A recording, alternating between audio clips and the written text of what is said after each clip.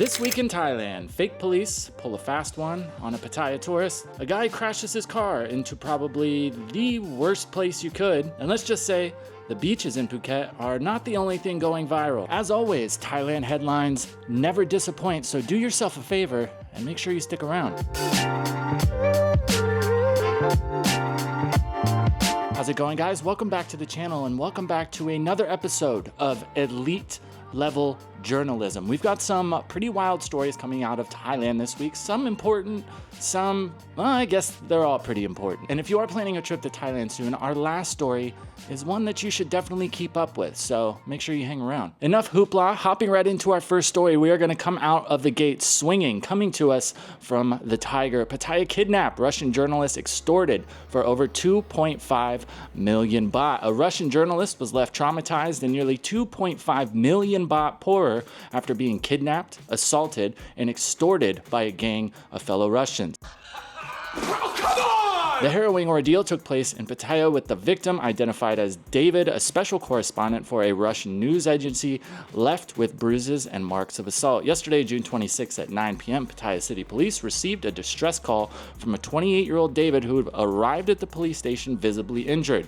The victim spoke through an interpreter, recounted a terrifying series of events that began early in the morning. Around 5 a.m. today, David, who was staying at a hotel in Jomtien, was ambushed in his room by a group of 4 Russian men. The assailants had planned the attack meticulously, using a decoy to gain access to his room before bursting in with guns drawn. They immediately restrained him with police-style handcuffs. Is there another style of handcuffs? You freaks out there, let me know in the comments. Blindfolded him with a black bag and threatened him with violence, hitting him with a gun. In a terrifying twist, the gang forced David to contact his wife in Bangkok while they recorded a disturbing video of him being assaulted, bruised, and battered. The video, which also featured threatening messages, was sent to his wife along with a ransom demand. The perpetrators warned her that if she involved the police or failed to deliver the requested items, her husband would not survive.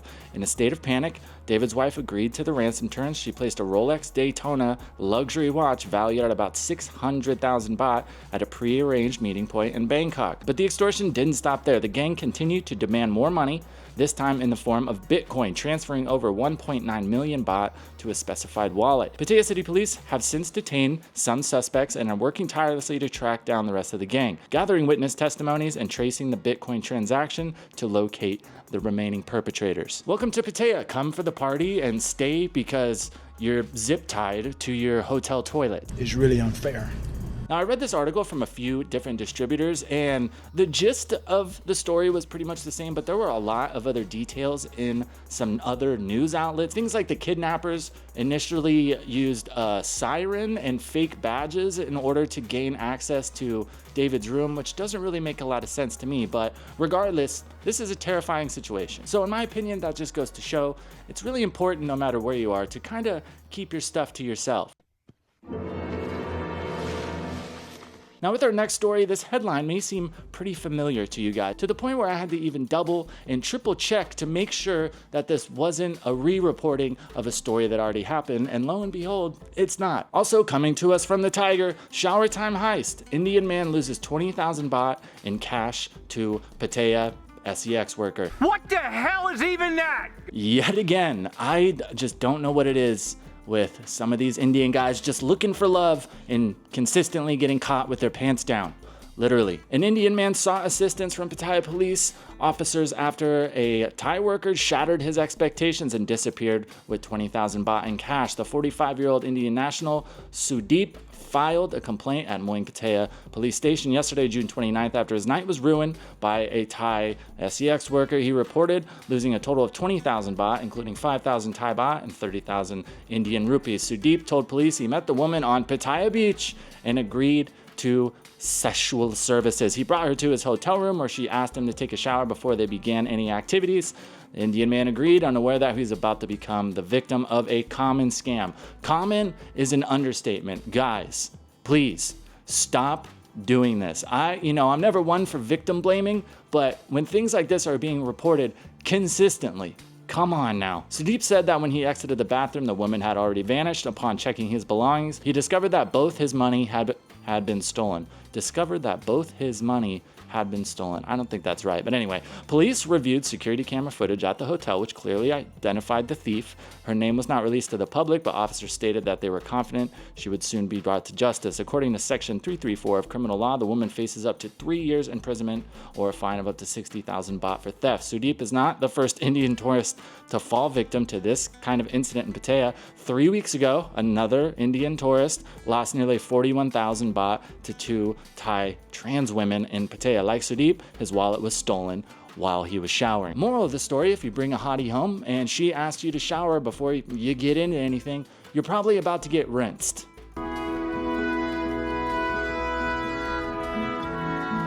Steven, I don't know about that one either. You're batting like 0 for 6 at this point. Our next story gets into quite a bit more serious tone. This is something that seems to be on the rise across Thailand. And I know a lot of people, if you're coming to Thailand, you want to have fun, you want to cut loose, you want to go party, maybe meet a pretty girl. But this is something you definitely need to be aware of. Coming from the Tiger, sick and tired HIV surge in Phuket sparks shame and scandal. Shocking figures reveal... Shocking figures reveal a surge in HIV and STD cases in Phuket, while a Thai student falsely accused of spreading the virus fights to clear her name after being dragged through the digital gutter. I read a couple weeks ago about the story of this girl. I was not aware that it was tied to legitimate cases, but the story about this girl is really sad. Maybe we'll go over that another time. Public health officials have raised the alarm after Phuket reported 244 new HIV or sexually transmitted infections, pushing the province's total number of registered patients to 6,622. This is a little vague. 244 new HIV or sexually transmitted infections. So I imagine that number has to do with all kinds of stuff that is nowhere serious but regardless, still not something that's worth rolling the dice on. A public health specialist revealed the latest figures for Q2 of 2015, noting that 5,699 patients are currently receiving continuous treatment, representing just 86% of the health ministry's target. Q2 of 2015, is that a typo? This article is from a week ago. I'm guessing that must be a typo. I'm assuming they meant Q2 of 2025. Muang Phuket district was singled out as the province's worst hotspot for sexually transmitted diseases, reported Khao Sad. That makes sense. If you know, you know. Even more worrying, a damning survey found a toxic culture of fear and stigma within local health facilities. 65.7% of healthcare staff admitted being afraid of catching HIV from patients. Half said they held negative attitudes towards children of HIV positive people. Well, that's pretty dark. 1 in 5 witnessed discrimination in the past year. 1 in 4 were unwilling to treat high-risk groups. Meanwhile, in a separate scandal earlier this month, a Thai university student falsely accused of spreading HIV has come out swinging, armed with a negative blood test and a heartbreaking story of humiliation. I was ashamed, embarrassed. My dignity as a human was trampled, said dear 20-year-old second-year accounting student. Her ordeal began when a harmless TikTok clip of her promoting her uni was hijacked and edited into a viral hoax, claiming she was HIV positive and had infected several men. Despite being entirely untrue, the post racked up 600,000 views and 60,000 shares, with online trolls heaping abuse on her and even issuing threats. I don't know who posted it. I asked them to take it down. They just mocked me and blocked me.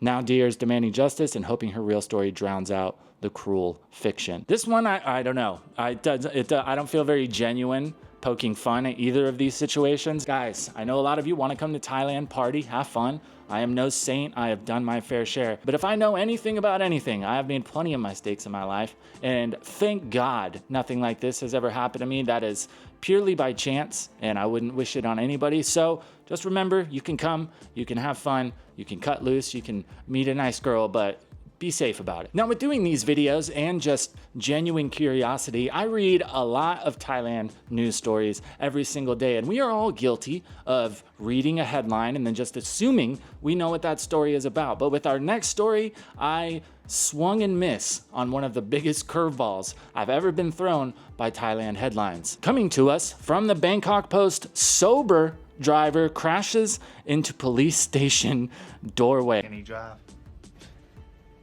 Can he drive?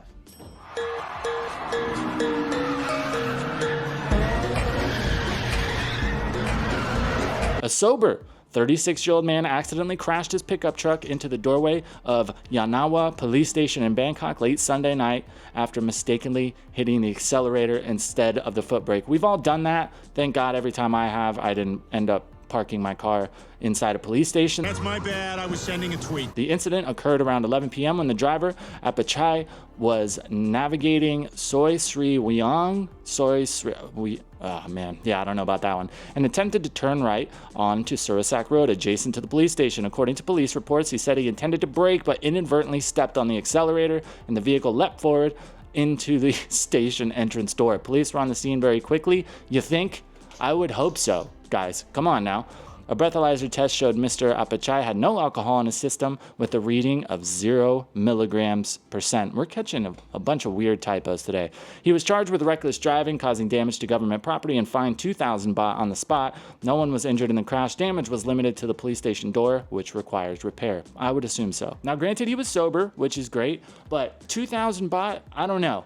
If that was me, what do you guys think? Do you think it would have been 2,000 baht? I have a feeling that it would have been a bit more for me. If you know, you know. Let me know what you think down in the comments. You know, you definitely dropped the ball when your Google Maps says arrived and you look up and you're inside the lobby of a building. If you're planning a trip to Thailand soon, I am in no way saying that you should freak out by any means or make any rash decisions right now, but our next story definitely pertains to something I think we should all keep an eye on. Also coming to us from the Bangkok Post, security tightened on Koh Samui after Phuket incidents. Authorities on Koh Samui have ramped up security measures, inspecting all vehicles and individuals arriving on the island following the discovery of several suspected explosive devices in the southern tourist province of Phuket and Krabi. Police, military, and local administrative officials have joined forces to prevent any potential threats from spreading to the popular tourist destination in Surat Thani province. At the island's ferry terminal on Saturday,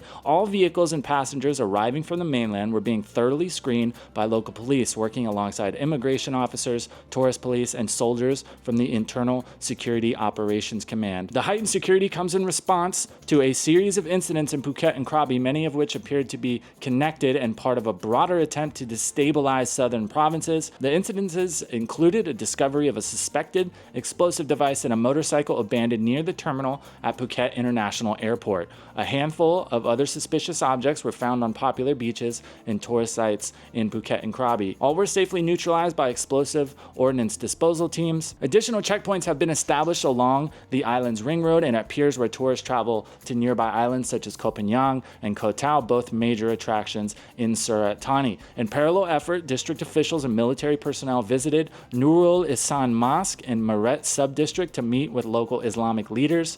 They requested cooperation in identifying outsiders or suspicious individuals who may have recently moved into the community. Authorities have also urged the public to report any unusual objects or unattended items, especially in tourist hotspots. Residents are encouraged to contact police immediately if they notice anything out of place as a precaution against potential attacks. And here you were in Thailand thinking the only ticking time bomb was the stability of your questionable Tinder girlfriend. But all jokes aside, guys, of course, this is a pretty serious situation. So this has kind of been developing over the past week or so, and I've read a lot of different articles. This instance of security measures being ramped up in Koh Samui is the latest development. I was following along closely with the one at the airport as well as in Krabi. The thing that I'm not really too sure about yet, and we'll have to continue to follow the story, is they mention quite frequently that these were suspected devices. So there hasn't been anything to confirm these were actual IEDs intended on causing harm. Reading this article and hearing that security is being ramped up in those areas makes me feel a whole lot better about it. Now, of course, I'm not suggesting that you have to handle everything the same way I do. I would just say go ahead and keep an eye on it before you make any decisions about anything. Do you have a crazy Thailand story? Something you've seen or experienced personally? Let me know down in the comments below. I will be selecting one to feature in next week's video. Make sure you subscribe so you don't miss our next demonetized video. And until then, stay safe, stay weird, and for the love of Buddha, stop getting in the shower with random people in your condo.